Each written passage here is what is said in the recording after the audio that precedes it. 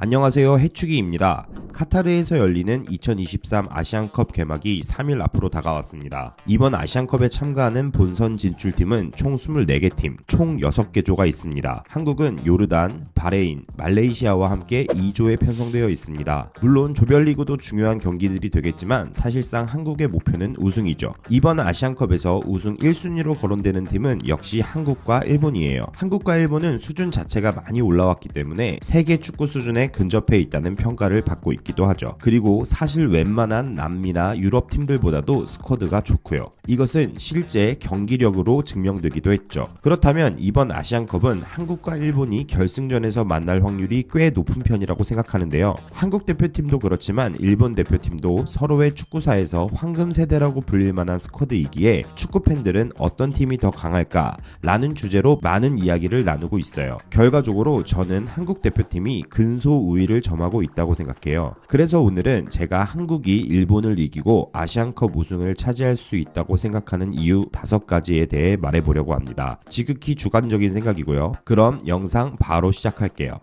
첫 번째, 베스트 11의 차이.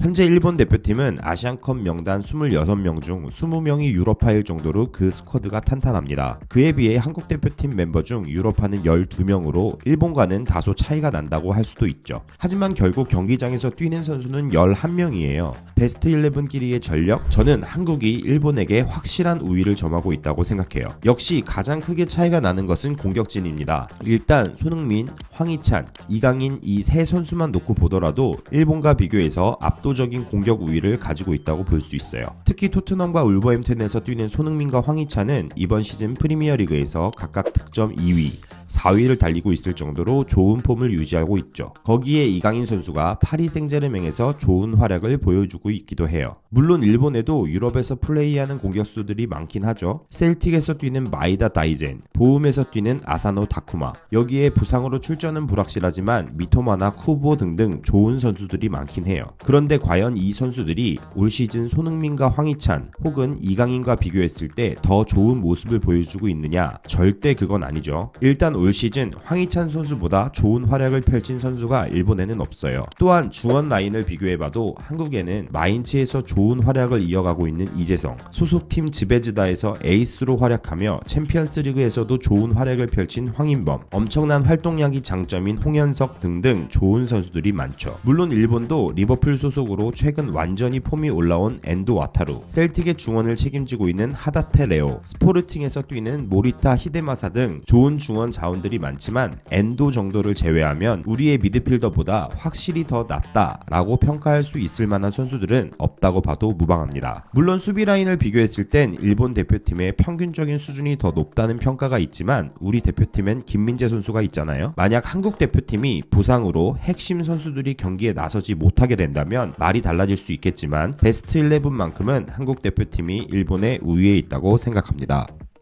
두 번째, 일본 선수들의 부상.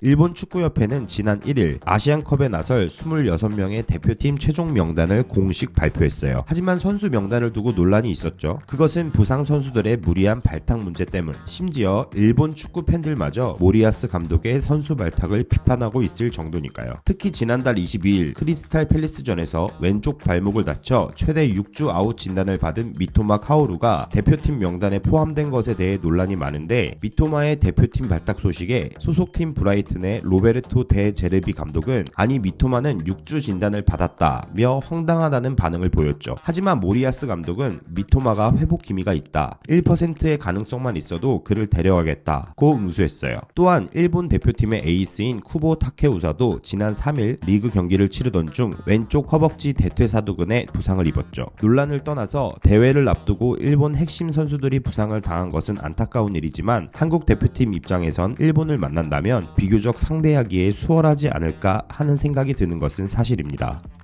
세 번째, 간절함. 한국 축구대표팀의 이번 대회 목표는 당연히 우승이에요. 아시아의 대표 축구 강국인 한국에게는 당연히 가져야 할 목표이긴 하지만 1960년 대회 이후 우승 이력이 없는 우리나라로서는 이번 아시안컵 우승에 대한 열망이 그 어느 때보다 큰 상황이죠. 2000년대 들어 한국은 3번 3위에 올랐고 한 번 준우승을 차지했어요. 2015년에는 1988년 이후 모처럼 결승에 진출했지만 개최국인 호주에 패하며 우승의 꿈을 이루지 못했죠. 가장 최근에 열린 2019년 대회에서는 8강전에서 개최국 카타르에 패하며 또다시 좌절을 맛봐야 했어요.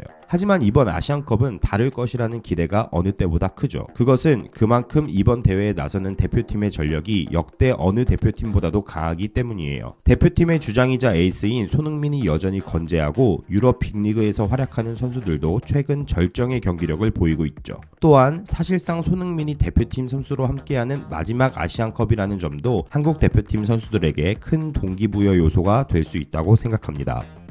네 번째, 김민재의 존재감.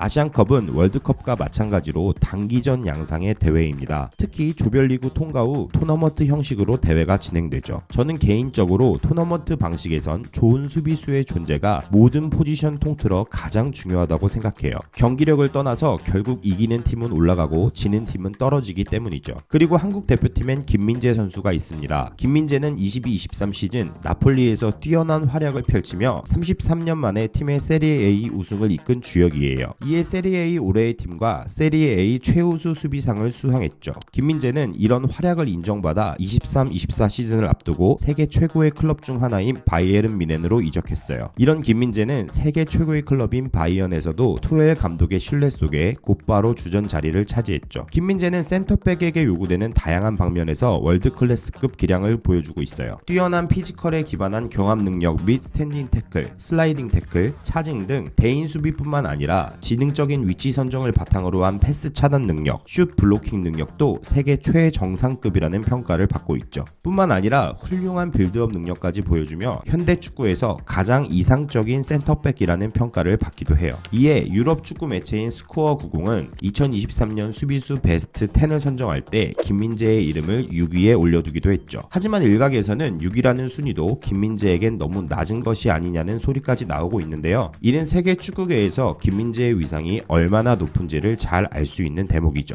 이런 세계적인 수준의 센터백의 존재는 아시안컵을 앞둔 한국 대표팀에게 엄청난 강점이 될 것이라 생각합니다. 다섯 번째, 한일전 위닝 멘탈리티.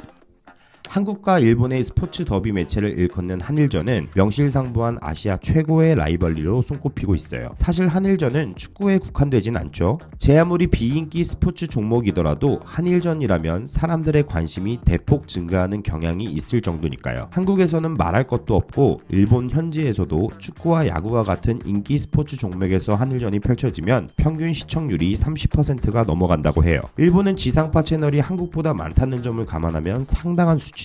그 중에서도 축구는 한일전을 대표하는 스포츠 종목이에요. 역대 전적은 한국이 일본보다 앞서지만 최근 흐름은 일본이 우위에 있죠. 특히 최근 한국 대표팀은 일본전에서 3번이나 3골차 패배를 당했기 때문에 이번 대회를 앞둔 대표팀 선수들의 마음가짐이 남다를 것이라 생각해요. 특히 양 팀이 만난다면 체력적으로 힘든 결승전이 될 것이 유력하기 때문에 어떤 팀이 더 정신력이 뛰어난지가 승패를 가릴 가장 중요한 요소 중 하나라는 생각이 듭니다.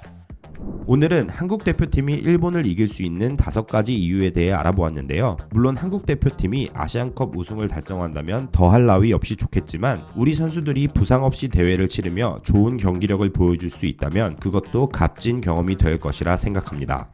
지금까지 해축이었습니다. 시청해주셔서 감사합니다.